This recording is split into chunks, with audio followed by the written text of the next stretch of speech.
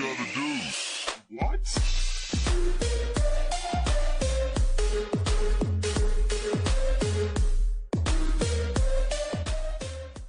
It's your boy Japanese Tutor. We're back at it again, doing some pawn structure stuff, and today we're going to go over the dragon formation. I know a lot of you guys have been waiting for this, taking down that dreaded and pesky dragon, but unfortunately I think we're doing the black side of it first. Again, the book we're following is Pawn Structure Chess by Andrew Soltis. Get the book down below. The link is down over there.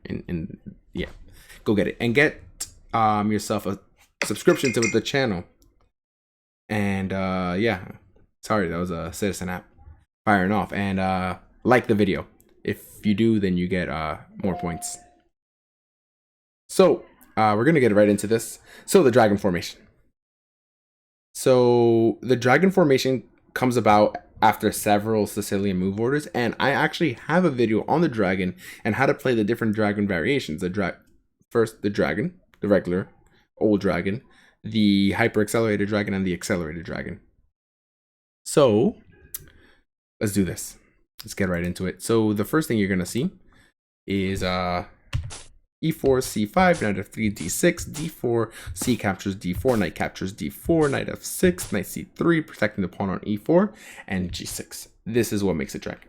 There are a lot of variations here. We've gone over e6 here and a6, but now g6. Okay. And it also arises from like other move orders and also like the modern structures, the Piert structures. So, but we're just gonna take on this formation and what makes this formation the dragon formation is just the fianchettoed bishop. And that's basically what he says. What distinguishes all members of the dragon family is, of course, black's kingside fianchetto. Also in various lines in the English, you're going to have this bishop here, right? And where you play like a kind of reverse dragon setup. So the bishop on g7 fires at the enemy center, loosened by c captures d4. And beyond that, c3, c3, and then here. So that bishop is a very, very strong bishop. And unlike in the Scheveningen, black rarely plays an early e6. Because without support from the bishop at g7, his d6 pawn would come under very heavy fire. So white has three basic anti-dragon plans. He can play f2, f4, castle kingside play to f2, f4. He can castle queenside and attack with f2, f3, g2, g4, and or h2, h4, just storming up the board. And a lot of you guys know that Yugoslav attack. Just send all your pawns out there. Thank you so much for the follow. I appreciate you. All right, so the next plan, he can occupy d5 with a knight, and I think this is the peskiest plan of them all. I hate a knight on d5 when I'm playing the dragon, but let's see what they do. So the dragon has relatively little to fear from e4, e5 because the black kingside is not usually vulnerable to the bishop d3 or the things that we learned in the Scheveningen structure. More solid is to play f4, f5 with neither a bishop nor a pawn on e6. Black has to be concerned about knight d5. So this comes after this variation, e4, e5, knight c3, knight f3, and then we're basically at this position. So just bishop e3, bishop g7, bishop e2, knight c6, castles, castles, queen d2, and then knight g4. So I don't know, for me, queen d2, I don't know. I'd play f4 here immediately and keeping it here. That's just my personal preference for white, because that knight g4 move is a move that I'm always looking to do as a Sicilian player or as a dragon player. Anyways, knight g4, bishop captures g4, bishop captures g4, and then f4. Black's ninth move wins the two bishop advantage by threatening knight captures e3. Okay. White's 11th move threatens to trap the bishop with f5 and then h3. But black has knight captures d4, bishop captures d4, and then e5. This is another form of the e5 strategy that we saw in the previous lesson, and if you haven't seen that, just go back. I'm gonna make this a playlist, so I got you guys. So then if f captures e5 like we saw before, this just leads to a very good position for us. Okay, so if bishop e3, e captures f4, grants him a good piece play. Black's d6 pawn seems weak, but after rook captures f4, for example, bishop e6, and then after bishop e5, he has few problems. If he takes here, let's say instead of taking with the rook, let's say he plays bishop captures, then we have queen b6 check hitting here, and if let's say here with advantage, you know, we're threatening this, and our bishops are doing a lot of work, and especially the dragon bishop has an amazing line of sight right now. Okay, but anyways, let's go back.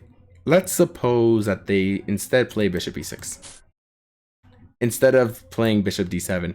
And so what they say about bishop d7 is this turns out to be faulty. Bishop d7 does, but not because of, and I guess we can just go over instead of this here. This turns out to be faulty, not because of wait, oops, sorry, they're talking about this position. Not because of knight captures e6, f captures e6 where the pawn is doubled. But you know what? In this position,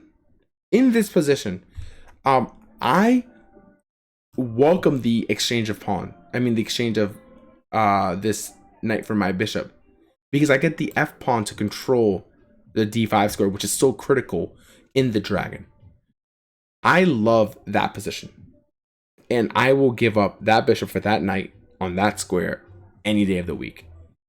Especially with this pawn structure here, I'm looking for this. So just because it's double doesn't mean it's bad. I think the doubled pawn is really, really strong, and white has no real way to target it. So anyways, the reason is that white can play f4, f5. So rook ad1 first, queen a5, and f5.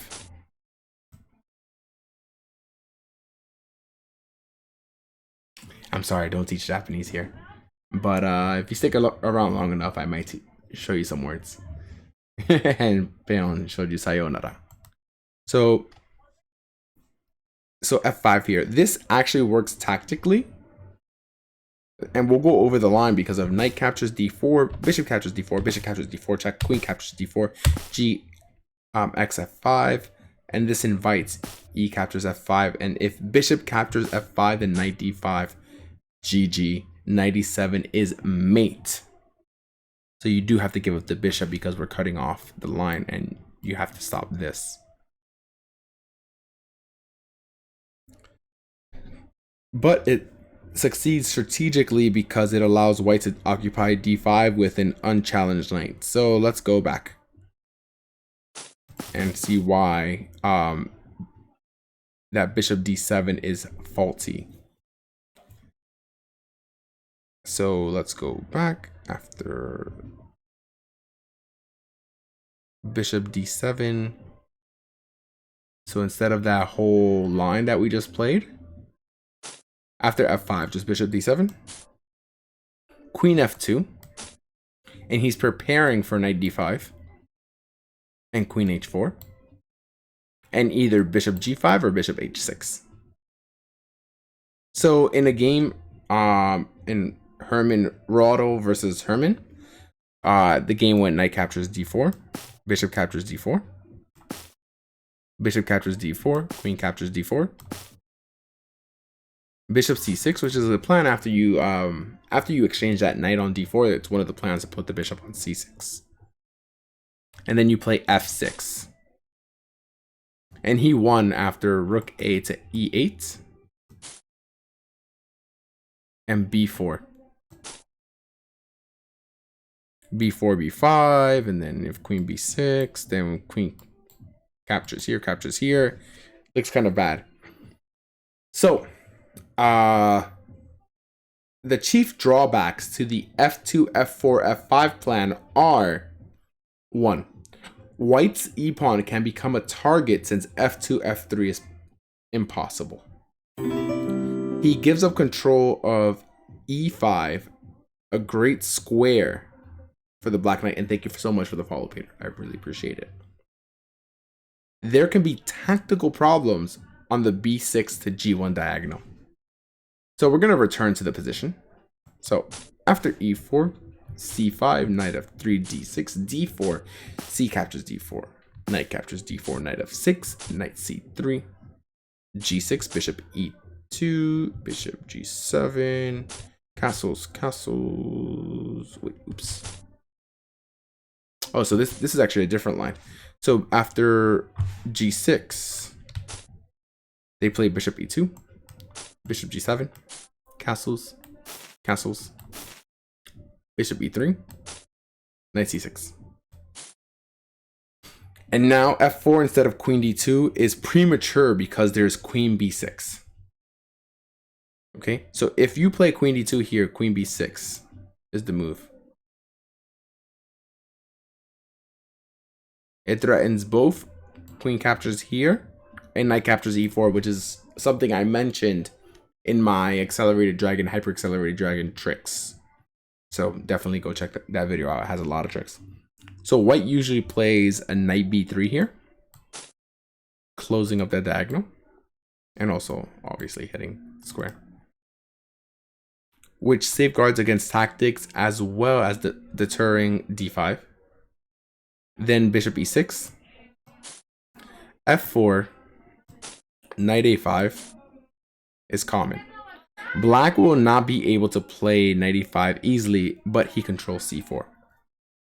Therefore, f5 makes sense, and so does bishop c4. So, sorry, bishop c4, which is based on if knight captures a5, bishop captures e2, queen captures e2, queen captures a5. But trading pieces eases black's game a bit, but g4 threatens to obtain a strong position with g5, any knight move, and then knight d5. Controlling d5 with the knight. And getting that knight on d5 is such a pain to have to deal with. So Petrosian was 15 when he came up with this slight plan. And he played queen b4 here. Threatening knight captures e4, obviously. Oops, not there. Knight captures e4. But then after rook a d1 was strong in view of knight captures e4, then he can play knight d5. Saying, what? You want to capture? You want to take a pawn? I got you. Petrosian made matters worse with queen captures b2, bishop d4. And we're going to just take knight captures g4. And it is basically GG. And he was probably looking at like bishop captures g7, and then king captures and queen captures g4 and stuff like this. But he missed the amazing move, f6. Knight captures f6. Knight d5. Queen a3, right? Because we're attacking the queen. Knight captures e7. And GG, right? Because the piece has to move. After it takes here, you have to move. Take here, right? And sorry, we're gonna try to get through this without with the music playing. Nice channel, thank you. I appreciate you. All right, so if bishop captures, let's say, if bishop captures, then after, let's see, bishop captures, then rook captures, knight captures, Knight d5. Queen captures a2. Knight captures e7. King g7. Rook f1. And then after that, bishop captures f6 check, and just winning for white. Okay. So, well then suppose in the diagram, yeah. So Petrosian just made a mistake in a super blunder, but you can see how well the f2 plan works. The third defensive idea is to occupy the e5 square with that white relinquished with f2, f5. Sorry, with f4, f5. But here, knight d7 is as quick, so don't worry about that. So let's go all the way back. So after g4, 14g4. After g4, it is argued and is urgent to try to exchange this knight with the rook sacrifice. So rook ac8, g5, and then rook capture c3. Black has more than enough compensation after, let's say, if b captures c3, then obviously knight captures e4. And if g captures f6, threatening this piece and also this piece, then rook captures e3, queen captures e3, bishop captures f6, and it should equalize. His king is much safer than white's, and he has ample counterplay.